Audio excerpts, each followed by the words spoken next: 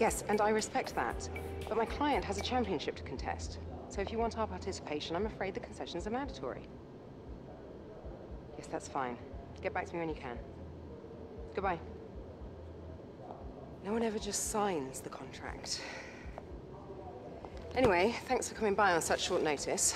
I just needed to cover a couple of quick things with you before you race. Firstly, as requested, is a copy of your contract. It's a rolling deal. However, the team reserves right of termination if you fail to meet performance standards. You're second driver for now, but work hard, hit your targets, and I'll be able to sweeten the deal. I'm also looking to get you into some invitational events throughout the season. The experience and exposure from these will be great for your image. Plus, you'll get to drive some nice historic cars. Now then, go get ready for the next session, and good luck.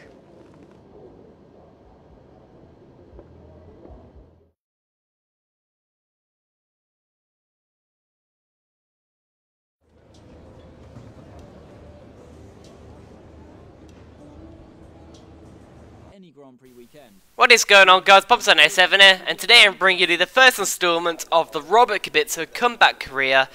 This is following his journey back to F1, his first season since 2010, in which he signed up for Renault Racing, and he will be driving today the 2017 Renault F1 car alongside Nico Hülkenberg around the Australian Grand Prix. A track he's got on the podium before, so he definitely knows his way around, and a track he can definitely get used to again. Right from the get-go. The car does look very nice as well, it's got to be said. The nice yellow livery, it does work well on these cars, and I'm sure Robert will definitely improve to driving it. This is his first lap out in practice. He's doing the practice acclimatization program, and let's see how well he does. So he's going towards turn 1 now. He's turning very quite nicely, clipping the exit, pretty bit too much, a little bit of a corner cut really, but he's doing well so far, and it doesn't look like he's lost any of the knowledge of the F1 car or the Melbourne setup. Obviously this track hasn't changed a lot over the years at all, in fact hardly at all. I think I'm pretty sure it's the same layout it's been for the past, what, 20 years at least. But going through sector 1 now, and that's a good score so far. It's got rest of the points for a good first sector, hitting every gate purple so far. So very good run for the Polish driver. And now going towards the end of the lap, it's only got one corner here which he achieved a green score. All the rest have been purple, but now going for the final corner, not the best run. It's got a green score for that, but either way it should be definitely a purple lap time, and that will definitely help in the resource point development. And now it's time to get away from the track and meet another one of Renault's personnel, the head engineer Chris.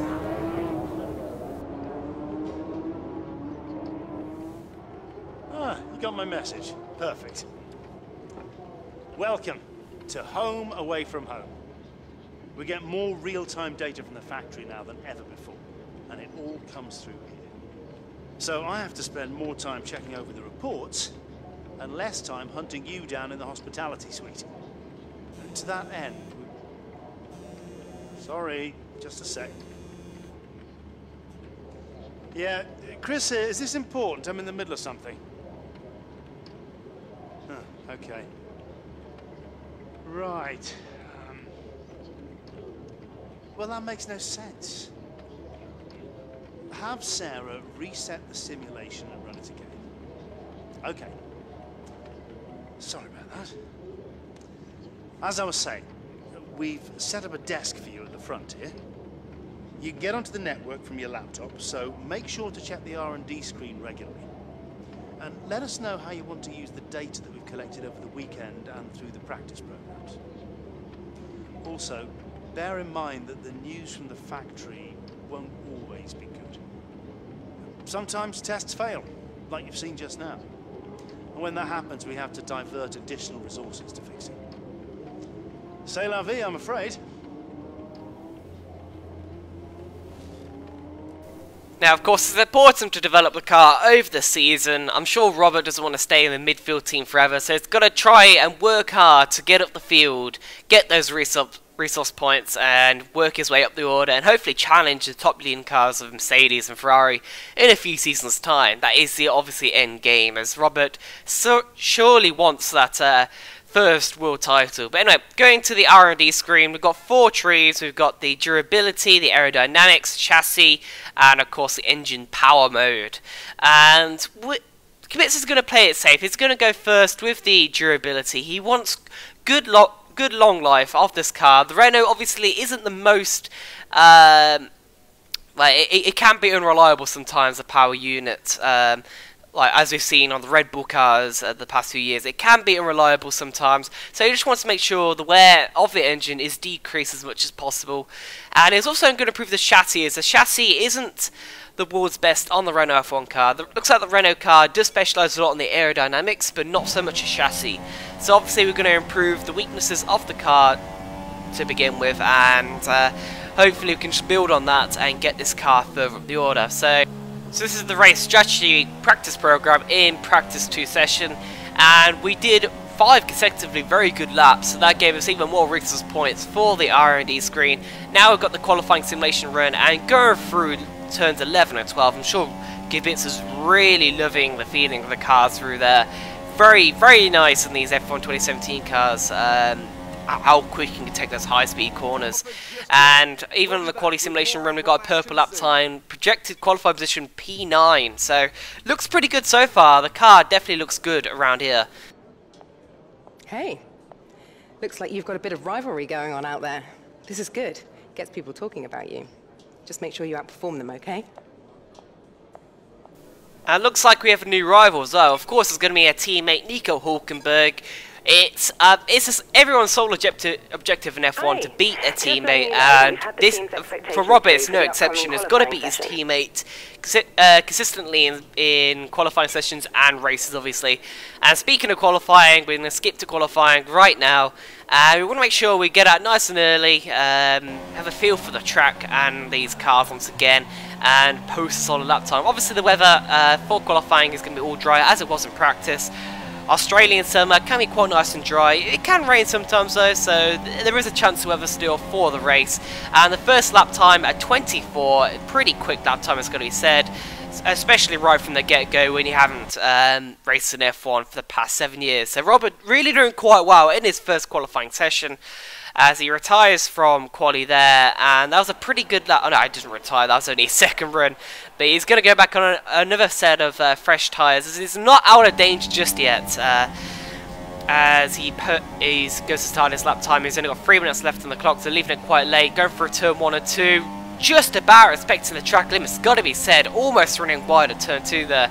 And the stewards have said if you run wide at turn 2, then you will get your lap time invalidated for the session. But it's another 24.3 actually, so a pretty decent lap time for Robert Kubica, and he feels pretty safe for that. And let's retire from the session and let's see if his safe feeling is justified. Where's he going to end up? Is he going to get through Q1?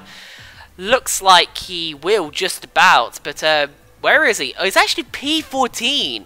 P14 and P15 for the 2 Renault cars. Very surprising, it's got to be said.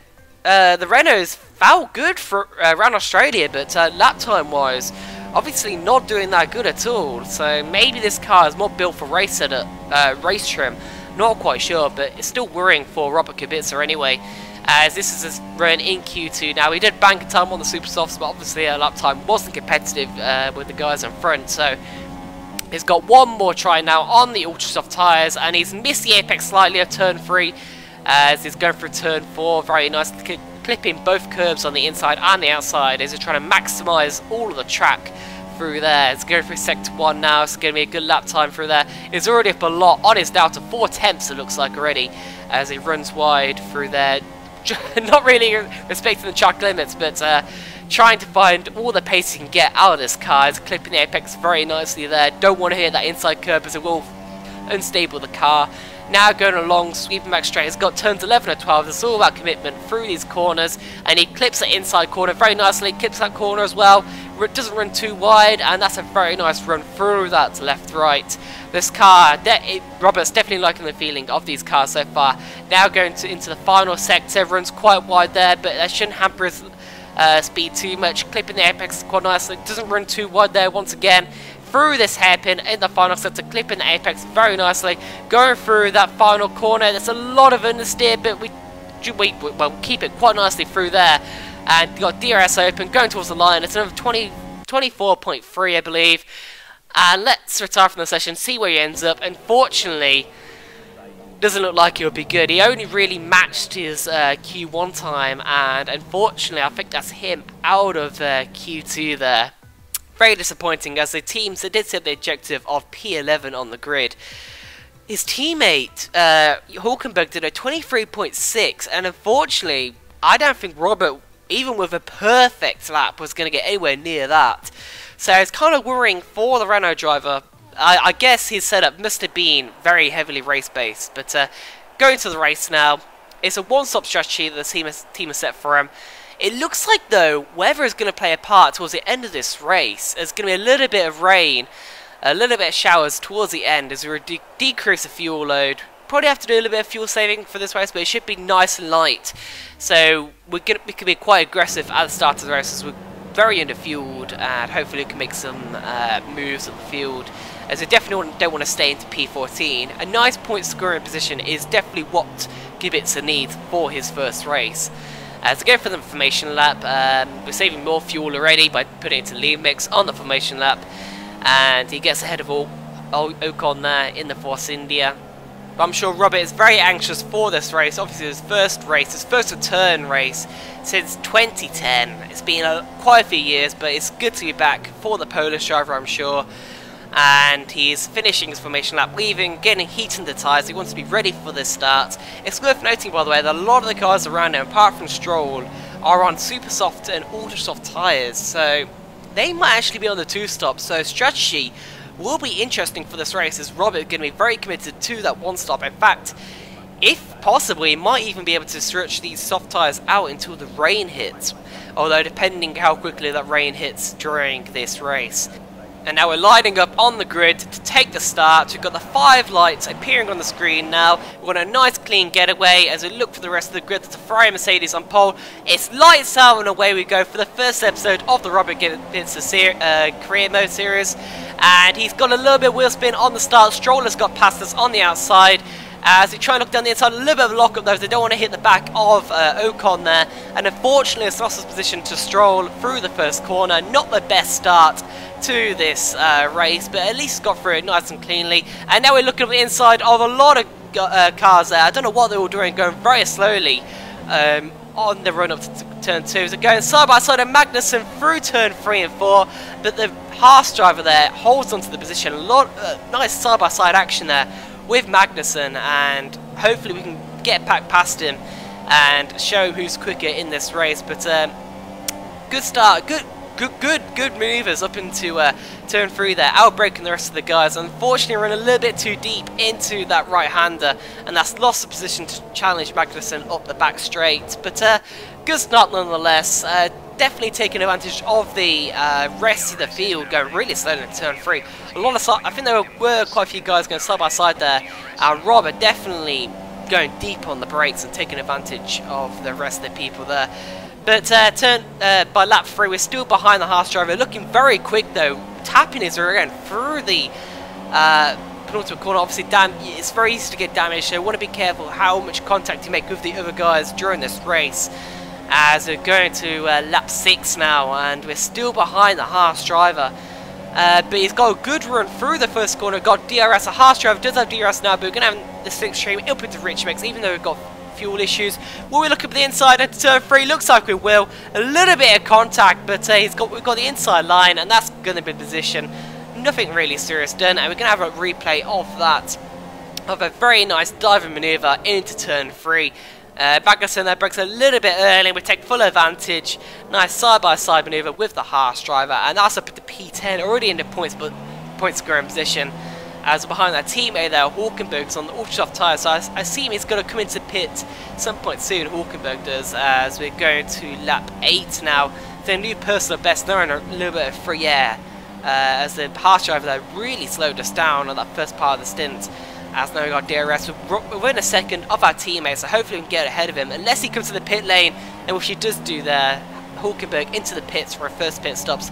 So it looks like a lot of guys are doing the two-stop strategy. Kubica here doing the one-stop, so it could play dividends. He could have a good track position for the second half of this race, as he's obviously doing the soft tyres.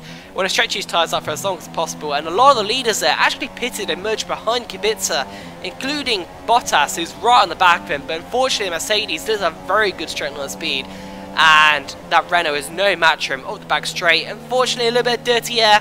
Kubica does run wide for turn 11 and 12, and that's the Mercedes long up the road already. So that's a bit unfortunate. Sainz now behind him, I think he's shadowing Kubica, who's also doing the one stop during this race. But now we're ahead of Raikkonen, who came in for his pit stop. If Bottas hadn't gone in front of us, we would have been the lead, by the way. And for Kubica to be leading a race already in his first race return to F1 would have been an outstanding achievement. But now we've got the virtual safety car deployed. Not quite sure why that is. Maybe there's some contact at some point down the field. But we're going to stick to the delta there. And now on the next lap, we've got Raikkonen all over the back of us. The Ferrari quite quick in a straight line as well. We're going towards the quick left to right. We hold it side by side with the Ferrari driver. That's some incredible racing. Kubica obviously very good wheel to wheel, and he looks like he's lost none of the pedigree there when it comes to racing side by side of people. A lot of very aggressive manoeuvre, but fair nonetheless. And he's behind us. We've got Hamilton, who's also made a pit stop. He gets past Carlos Sainz, and looks like the Ferrari driver Vettel as well is going to do the same, as the Ferrari of Raikkonen is hassling all over the back of the Renault, and he's got a very good run through the final corner. Looks like the Ferrari is going to be very threatening towards turn 1. Kubica holds the middle of the track, but looks like Raikkonen's going to the inside, and surely is getting in position now, but looks like Kubica is actually holding it around his outside, side by side through turn 1 and 2. Great racing from the Polish driver, and Hamilton's right on the back of us now, as it looks like it could be 2 cars passing in there, as Raikkonen's got the inside line. So unfortunately, Kubica can't really do much there, as Raikkonen had the preferred line. He does hold out Hamilton though, as Hamilton tried to hold around the outside of turn 4, but that's never going to happen on the Polish driver. And now at the end of lap 15, the tyres are screaming enough now, and he just wants to be in track position. He doesn't want to be battling any more cars or wasting any more time to the guys behind, as the guys is racing for this race, the Haas drivers, the Toro Rosso drivers. He wants to make sure he emerges ahead of them, as looks like on the mini-map there is a big train going through the final corner now, and he wants to try and emerge ahead of him if at all possible. Hulkenberg, his teammate, comes out of track ahead of us. He's on the super soft tyres, but obviously he's doing the two-star strategy. He has to pit again, whereas we don't, and he emerges just about ahead of Grosjean there on the soft tyres. Looks like he's doing one stop as well, and it was important to come out ahead of him.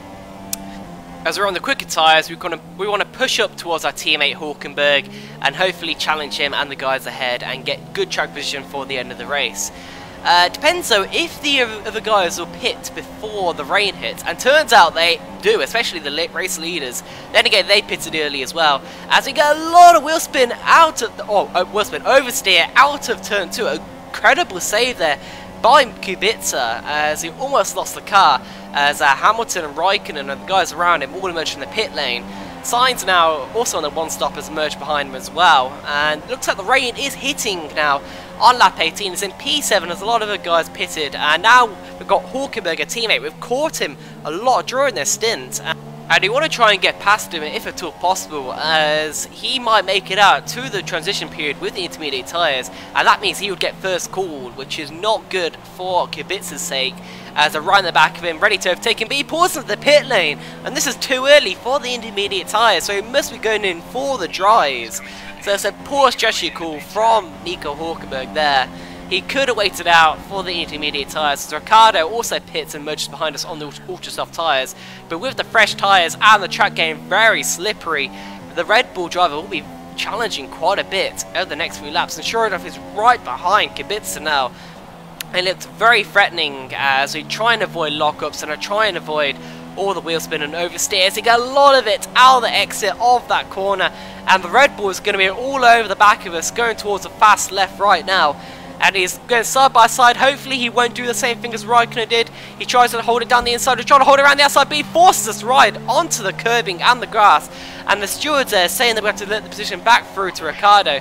But while all that was going on, yellow flag as Valtteri Bottas has retired from the race. He was ahead of us, and now we're into P4. It would have been P3 if Ricciardo hadn't got the position there. But that was very aggressive from the Australian driver in his home race. And now we've got Carlos Sainz. He's been shadowing us the whole race, and now he's right behind us with that contact there with Ricciardo. Obviously slowed us down quite a bit. Looks like though Carlos Sainz hasn't got the pace to actually hunt us down and overtake us on his soft tyres. It looks like there's a bit of a train behind him as well, as fortunately we held P4, but I thought that now the track was too slippery. Kubica there coming to the pit lane, first to jump the gun onto the intermediate tyres, as he thought the track was just a bit too slippery. He thought the transition period was now, and hopefully this is going to be an inspired call. Hopefully he'll be able to emerge ahead of Carlos Sainz and the guys behind him. Ricciardo unfortunately got quite a big gap ahead, but P4 is what he was holding down, and hopefully he could keep P4 until the end of the race. Looks like Grosjean there is still on the dry tyres, and it's going to be a good test to see whether the intermediate tyres are preferable in these conditions if we can hunt him down. So we've got Magnussen behind, P14 at the moment, so not too good, but obviously everyone else still had to pit for the intermediate tyres. And you can see Grosjean really struggling on his dry tyres. He's holding us up a real treat through the left-right, as he was just parking the bus on the apex. Unfortunately we had nowhere to go. We couldn't dive down the inside of the right-hander, and that means Grosjean's really costing us time here, as we're going to dive off the inside into this quick right-hander as we almost run off the track there. That's how much we wanted to get ahead of him, as we didn't want him to hold us up through the rest of this lap. As a teammate now in the pit lane, looks like the rest of the guys are in the pit lane.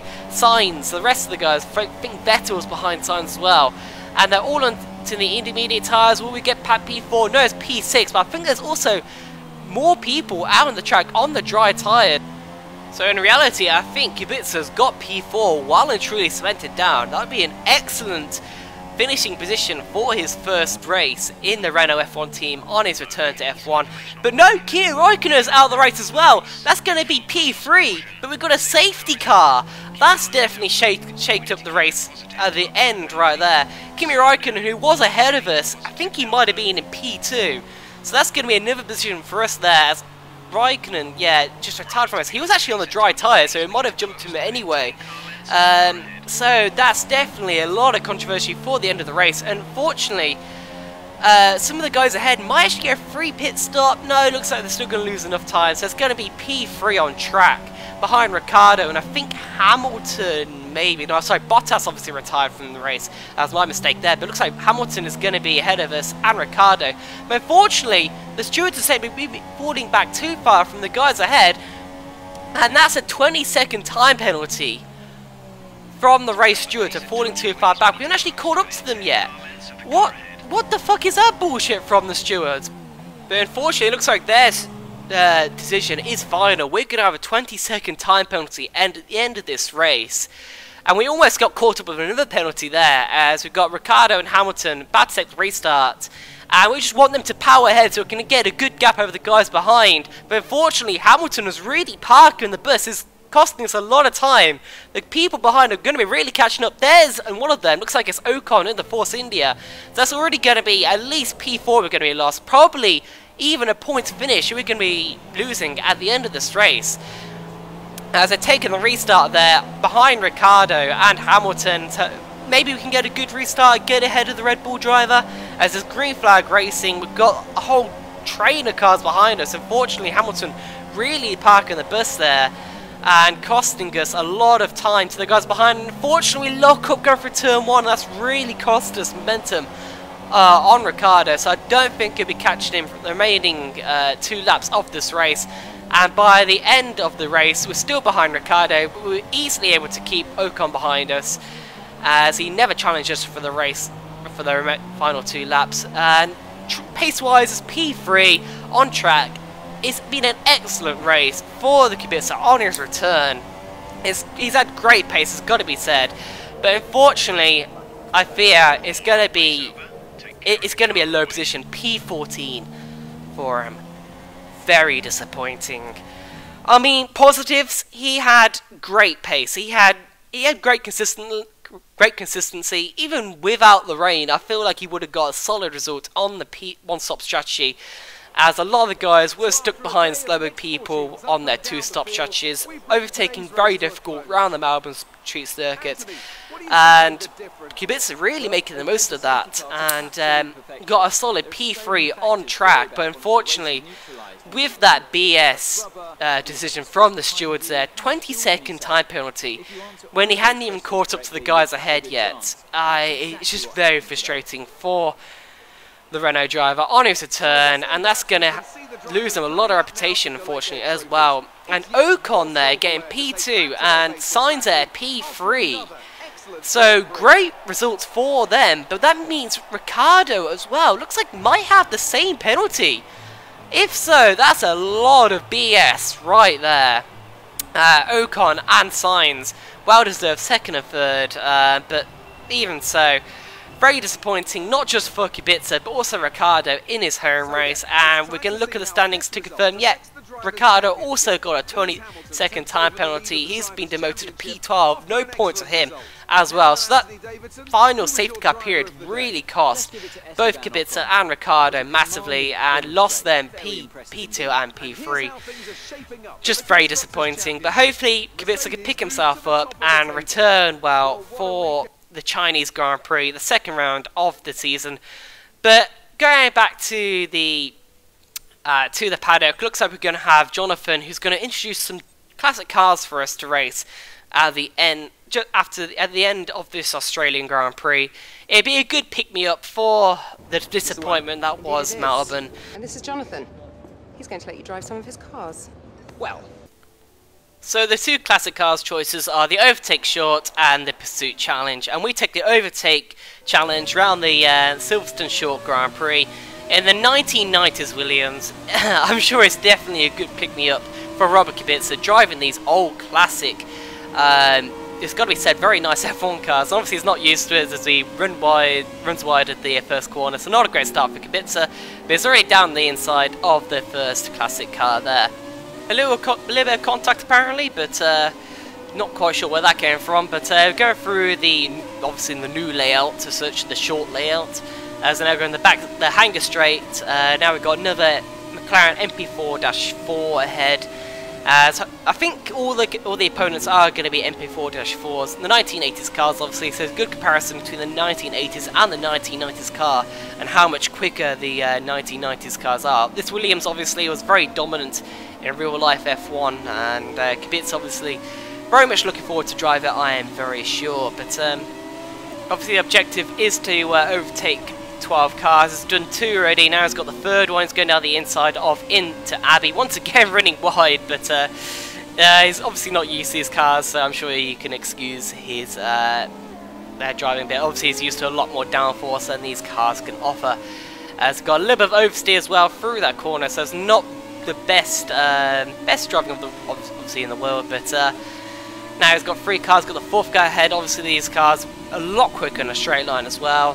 With Rich Mix obviously it's easy pickings. But looking on to the Chinese Grand Prix now, Kubica obviously looking to make amends. China is also a track that Kubica likes quite a bit, so hopefully he should go quite well there and get another solid position. But at least the pace from Australia was definitely encouraging, and hopefully he can carry that forward into the Chinese Grand Prix as well. So if you like this first episode of the Kubica comeback career, then smash the like button, please subscribe if you're new, and the second episode will be coming out in the next few days to follow Kubica's journey back into F1 in his first full season again. Hopefully you guys will enjoy, and I'll be back very soon with another episode. So I'm going to leave you for the rest of this mini challenge episode, just so you can hear the sound of these really cool classic cars. And you can see how Kubica does with the challenge here, if he completes it or not. So I'm going to leave you with the rest of this little mini challenge, and I hope you guys enjoy it, and I'll see you with the next episode. So see you guys then. Bombs out.